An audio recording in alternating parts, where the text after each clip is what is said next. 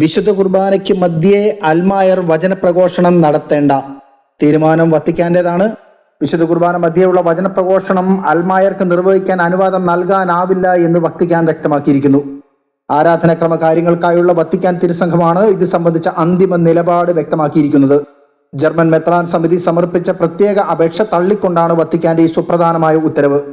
അസാധാരണമായ സാഹചര്യങ്ങളിൽ പ്രത്യേകമായി നിയുക്തരായ അൽമായർക്ക് വിശുദ്ധ കുർബാനയുടെ മധ്യേ വചനപ്രഘോഷണം നടത്താൻ അനുവാദം നൽകണം എന്നായിരുന്നു ജർമ്മൻ ബിഷപ്പ്മാർ അഭ്യർത്ഥിച്ചത്. എന്നാൽ സഭയുടെ നിലവിലെ ആരാധനക്രമ അച്ചടക്കത്തിൽ ഇതിനായി പ്രത്യേക ഇളവുകൾ നൽകാൻ കഴിയില്ല എന്ന് ജൂൺ 17 അയച്ച മറുപടി കത്തിൽ വത്തിക്കാൻ വ്യക്തമാക്കുന്നു. വചനപ്രഘോഷണം കേവലം ഒരു അച്ചടക്ക നിയമമല്ല, മറിച്ച് അത് ആരാധനക്രമത്തിന്റെ സ്വഭാവത്തോട് ആഴത്തിൽ ബന്ധപ്പെട്ടിരിക്കുന്നു. തിരുപ്പട്ടത്തിലൂടെ വൈദികർക്ക് ലഭിച്ചിരിക്കുന്ന അധ്യാപന ദൗത്യത്തിന്റെ അവിഭാജ്യ ഭാഗമാണ് ഇതെന്ന് വത്തിക്കാൻ ഓർമ്മപ്പെടുത്തിയിരിക്കുന്നു. വിശുദ്ധ കുർബാനയിൽ വചനവും കൂദാശയും തമ്മിൽ അഭേദ്യമായ ബന്ധമാണ് ഉള്ളത്. ഈ കൂദാശാപരമായ ദൗത്യം വൈദികർക്ക് മാത്രമായി മാറ്റിവെക്കപ്പെട്ടതാണ്. സഭയുടെ നിലവിലെ കാനൂനിക നിയമങ്ങൾ അനുസരിച്ച് കുർബാനയ്ക്ക് പുറത്തും മറ്റവസരങ്ങളിലും വചനം പ്രഘോഷിക്കുവാനും പങ്കുവെക്കുവാനും അൽമായർക്ക് ധാരാളം വഴികളുണ്ട്. സഭ അതിനെ പ്രോത്സാഹിപ്പിക്കുകയും ചെയ്യുന്നുണ്ട് എന്നാണ് വത്തിക്കാൻ വ്യക്തമാക്കുന്നത്.